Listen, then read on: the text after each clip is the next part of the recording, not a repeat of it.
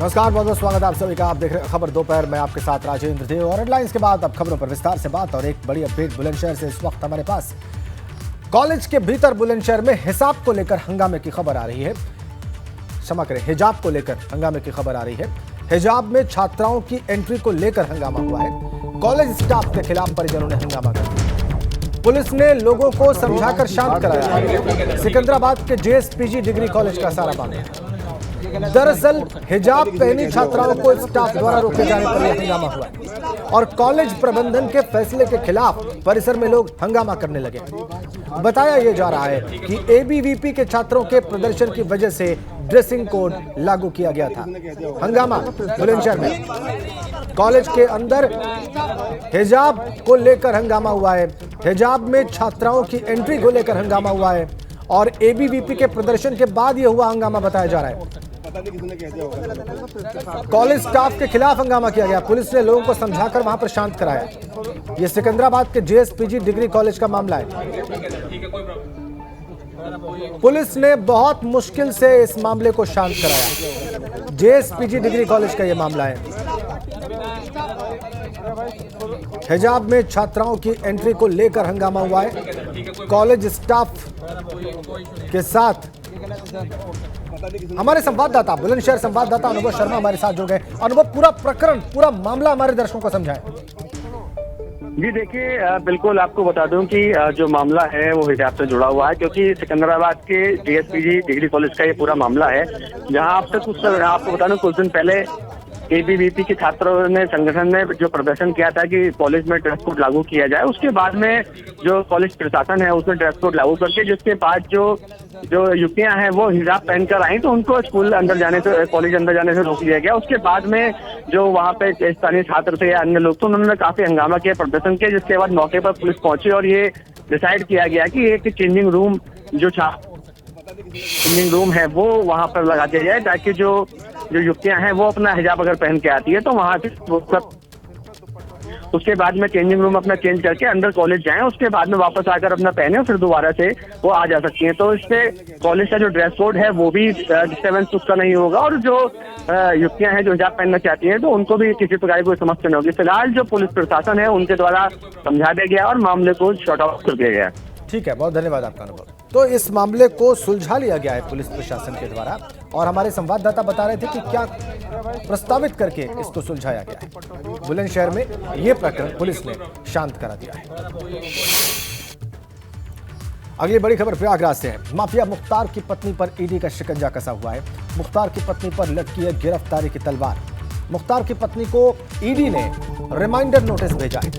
बयान दर्ज न कराने पर गिरफ्तारी हो सकती है।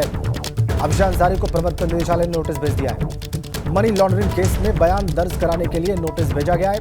पहला नोटिस मिलने पर नहीं पहुंची थी अफशान अंसारी और बयान दर्ज नहीं कराए तो कार्रवाई होगी। अफशान अंसारी को गिरफ्तार भी कर सकती है ईडी। मुख्तार के विधायक बेटे अब्बास पहले से ही जेल में बंद। मुख्तार अंसारी का साला शर्जील भी जेल में बंद है। मुख्तार की पत्नी अफशा के खिलाफ लुकआउट नोटिस भी जारी कर दिया गया है। यह ताजा अपडेट। अफशा अंसारी पर गिरफ्तारी की तलवार, रिमाइंडर नोटिस भेज दिया ईडी ने। मुख्तार अंसारी की पत्नी अफशा अंसारी को बयान दर्ज न कराने पर गिरफ्तारी हो सकती है। अफशा अंसारी की प्रवर्तन निदेशालय यानी कि एनफोर्समेंट डायरेक्टरेट, जिसे हम ईडी कहते हैं, उसने ये नोटिस भेजा है।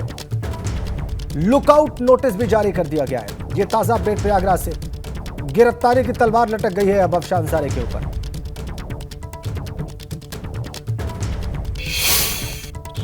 पूर्वांचल के माफिया डॉन के तौर पर बदनाम पूर्व बाहुबली विधायक मुख्तार अंसारी के खिलाफ दर्ज मनी लॉन्ड्रिंग केस में जांच एजेंसी ईडी की कार्रवाई लगातार तेज होती जा रही है। जांच एजेंसी ईडी ने अब मुख्तार अंसारी की पत्नी अफशा अंसारी को रिमाइंडर का नोटिस जारी किया है। अफशा अंसारी को बयान दर्ज कराने के लिए एक बार फिर से बुलाया गया है। पिछली बार जब ईडी ने नोटिस जारी किया था, समन जारी कर अफशा अंसारी को पूछताछ के लिए बुलाया था, तो अफशा अंसारी बयान दर्ज कराने के लिए प्रयागराज के इस दफ्तर में नहीं आई थी। इसके बाद ईडी ने उनके खिलाफ लुकआउट का नोटिस जारी कराया था।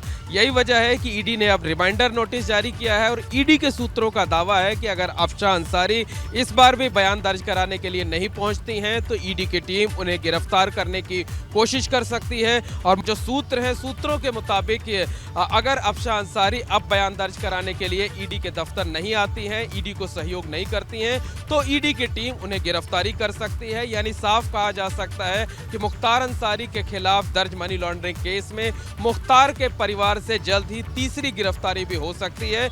ईडी की टीम ने जांच जो है अपनी लगभग पूरी कर ली है और जल्द ही वो कोर्ट में चार्जशीट दाखिल करने की तैयारी में है। चार्जशीट दाखिल करने से पहले वो एक बार अफशान अंसारी, जो कि मुख्तार अंसारी की पत्नी है, उनका बयान दर्ज करना चाहती है और अगर जरूरत पड़ती है तो ईडी की टीम उन्हें गिरफ्तार भी करेगी। कैमरामैन रोहित श्रीवास्तव के साथ मोहम्मद मोइन, एबीपी गंगा, प्रयागराज।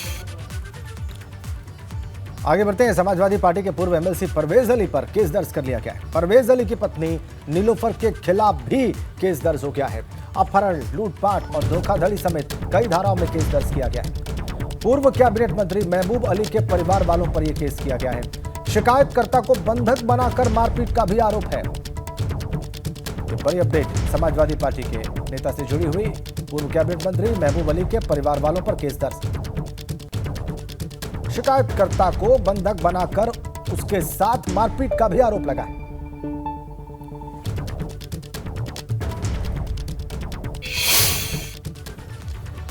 और यूपी की 3 सीटों पर उपचुनाव के नतीजों से पहले समाजवादी पार्टी के मुख्य सचेतक मनोज पांडे ने एक प्रेस कॉन्फ्रेंस की और सरकार पर कई मुद्दों को लेकर हमला बोला। इसमें उपचुनाव के वक्त प्रशासन की कार्यशैली पर सवाल उठाए गए और रामपुर के चुनाव को लेकर अपनी बात रखी गई। मनोज पांडे, जो कि मुख्य सचेतक है समाजवादी पार्टी के विधानसभा में, उन्होंने ये प्रेस कॉन्फ्रेंस की। रामपुर में पुलिस की बर्बरता की उन्होंने बात की और पुलिस ने वोट नहीं डालने दिया लोगों को ये बात कही, यह आरोप लगाया। नाम, जाति और धर्म देखकर वोटरों पर लाठी भांजी गई पुलिस के द्वारा, यह भी उनका आरोप था। समझते हैं कि इस चुनाव में जहां तीनों क्षेत्रों में जिस तरीके से लोकतंत्र की हत्या की गई, उसमें रामपुर में तो पराकाष्ठा पार हो गई। सवाल आरोप और प्रत्यारोप का नहीं है, लेकिन जो दृश्य देखने को मिले रामपुर में, लोकतंत्र के सबसे बड़े महापर्व में, कि बुजुर्ग लोग वोट डालने जा रहे हैं, पुलिस के लोग उन्हें रोक रहे हैं, उनसे उनके वोटर लिस्ट को, वोटर पर्ची को मांग रहे हैं, उनके आधार कार्ड को मांग रहे हैं और नाम और जात और धर्म देखते हुए उनको लाठियों से इसलिए मारा गया कि वो घर से निकलकर वोट डालने क्यों आए। महिलाओं को घर में घुस करके मारा गया। आखिर लोकतंत्र में जो व्यक्ति को सबसे बड़ा अधिकार मिला है डेमोक्रेसी में, मतदान करने का, और अपने मतदान के द्वारा वो 5 साल के लिए किसी व्यक्ति और सरकारों को नुमाइंदगी तय करने का काम करता है, आज उसके उस अधिकार से उसको वंचित किया गया, जबरन छीना गया। और जो दृश्य है, कितने लोग घायल हुए लाठीचार्ज में, धरने पर, शांतिपूर्ण धरने पर बैठे थे लोग, बात क्या कर रहे थे, मांग क्या कर रहे थे, निष्पक्ष चुनाव हो। निष्पक्ष चुनाव की बात करने वाले लोगों को लाठी और डंडों से जिस तरह मार कर घायल किया गया, हम समझते हैं कि इस दृश्य को जब देश के लोगों ने देखा होगा तो कहीं ना कहीं आज लोगों के आंखों में आंसू होगा और ये लोगों ने माना होगा कि उत्तर प्रदेश में लोकतंत्र को किस तरीके से समाप्त किया गया।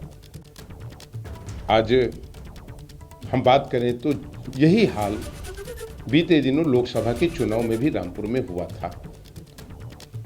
35% के लगभग वोटिंग हुई। आज जब विधानसभा का चुनाव संपन्न हुआ तो रामपुर में लगभग 33% की वोटिंग हुई। कुछ लोग कल हाउस में भी और बाहर भी आंकड़े दे रहे थे और वो कह रहे थे कि लोकसभा में भी इतने प्रतिशत वोटिंग हुई। आज एक बड़ा सवाल है आपके माध्यम से, और आपके माध्यम से ही हम भारत निर्वाचन आयोग से आग्रह करेंगे इन आंकड़ों को, हमारी इस प्रेस वार्ता को संज्ञान में ले और जांच कराए। रामपुर में सदैव 58.7% से एवरेज कभी कम नहीं आया वोटिंग का। आज क्या कारण है कि वही ज्यादती लोकसभा के पार्लियामेंट के चुनाव में रामपुर में की गई और वही पुनरावृत्ति जब एक योजना बना करके 5 दिसंबर को हुए विधानसभा के मतदान में मतदाताओं को घर से निकलने नहीं दिया गया, वोटिंग नहीं करने दी गई, तो 33%। कानपुर से खबर है, सपा विधायक इरफान सोलंकी के खिलाफ एक नई शिकायत प्राप्त हुई है। 2014 में कानपुर मेडिकल कॉलेज कांड को लेकर यह शिकायत की गई है और सपा सरकार में हुए मेडिकल कॉलेज के मामले में दोबारा जांच की मांग की गई। भाजपा नेता अनुभव ने पुलिस कमिश्नर को एक प्रार्थना पत्र दिया है। कमिश्नर बीपी जोगदंड ने जांच के बाद कार्रवाई की बात कही है। देखिए आप तस्वीर और ये बड़ी अपडेट। एक और नई शिकायत इरफान सोलंकी के खिलाफ और एक नई समस्या उनके लिए। पुराना मामला है, 2014 के केस में इरफान के खिलाफ शिकायत की गई है, मेडिकल कॉलेज कांड से जुड़ी हुई। प्रार्थना पत्र दिया गया पुलिस कमिश्नर को, जांच के बाद कार्रवाई की बात कही गई है।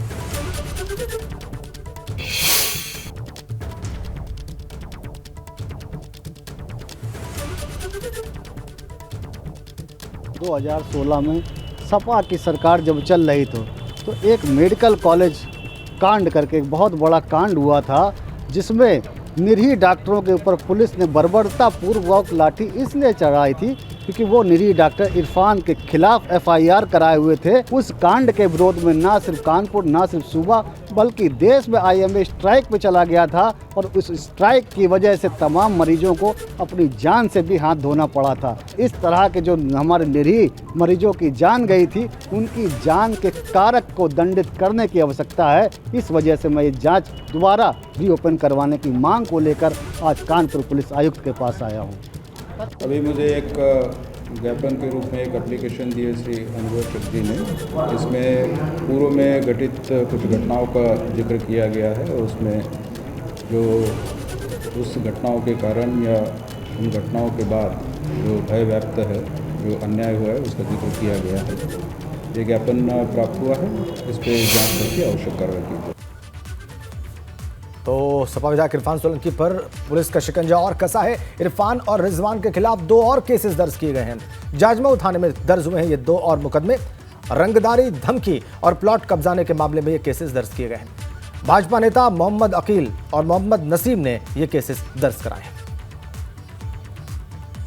इरफान सोलंकी पर 2 और मामले दर्ज। समाजवादी पार्टी के विधायक इरफान सोलंकी की मुश्किलें लगातार बढ़ती जा रही हैं। कानपुर पुलिस ने 2 अन्य मुकदमे भी दर्ज कर लिए हैं। हमारे साथ कानपुर पुलिस के ज्वाइंट CP आनंद प्रकाश तिवारी जी, उनसे बात कर लेते हैं। तिवारी जी, अब 2 मुकदमे और दर्ज किए गए हैं, क्या है मामला?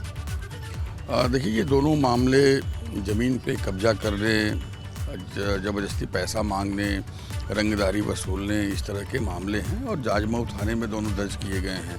बाकी विवेचना उसकी शुरू हुई है और जैसा भी होगा वो माननीय न्यायालय को हम बता देंगे। कूट रचित दस्तावेज का मामला भी एक ग्वालटोली में था, उस मामले में कितनी प्रगति हुई और तमाम अन्य मामले भी हैं, आप लोग कोर्ट में किस तरह से जा रहे हैं? हमने लगभग विवेचना पूरी कर ली है और उसमें शामिल सभी अभियुक्तों को हमने गिरफ्तार कर लिया है। एक की गिरफ्तारी बाकी है, आज प्रयास चल रहा है। हमारा प्रयास है कि आज कल में हम पूरी विवेचना को समाप्त करते हुए हम माननीय न्यायालय को सब कुछ जो हमारी विवेचनात्मक कार्यवाही है, केस डायरी, उसे हम सौंप दें और इसे हम चार्जशीट कर दें। तो हम उसके लिए कार्य कर रहे हैं। अभी कितने लोग और हैं जिनको आपको पकड़ना बाकी है इन मामलों में? देखिए, ये ग्वालटोली के मामले में एक व्यक्ति की गिरफ्तारी बाकी है, उसके लिए प्रयास जारी है। तो कानपुर पुलिस अपनी कार्रवाई को आगे बढ़ाती हुई 2 अन्य मुकदमे जाजमऊ में दर्ज किए गए हैं, जिसमें रंगदारी, धमकी देने और प्लॉट पर कब्जा करने, जबरन कब्जा करने के मामले हैं। साफ तौर पर इरफान सोलंकी और उनके भाई की मुश्किलात बढ़ती जा रही हैं। कानपुर से कैमरामैन पंकज निगम के साथ रतीश त्रिवेदी, ABP गंगा। नोएडा अथॉरिटी के अवैध कब्जे पर बड़ी कार्रवाई सामने आई है। डूब क्षेत्र में बनी दुकानों पर बुलडोजर चला है और 13 अवैध निर्माणों को गिरा दिया गया है। 7000 वर्ग मीटर जमीन से अवैध कब्जा छुड़वाया गया है। कब्जा मुक्त करवाई गई है जमीन की जो कीमत है 10 करोड़ रुपए बताई जा रही है। नोएडा सेक्टर 81 डूब क्षेत्र में सैकड़ों की तादाद में अवैध मकान ढाए गए बुलडोजर के द्वारा। JCB मशीन के द्वारा 10 करोड़ रुपए इनकी कीमत बताई जा रही है। अवैध निर्माण पर नोएडा अथॉरिटी की कार्रवाई, बुलडोजर एक्शन, JCB एक्शन में 13 अवैध निर्माण ढाए गए।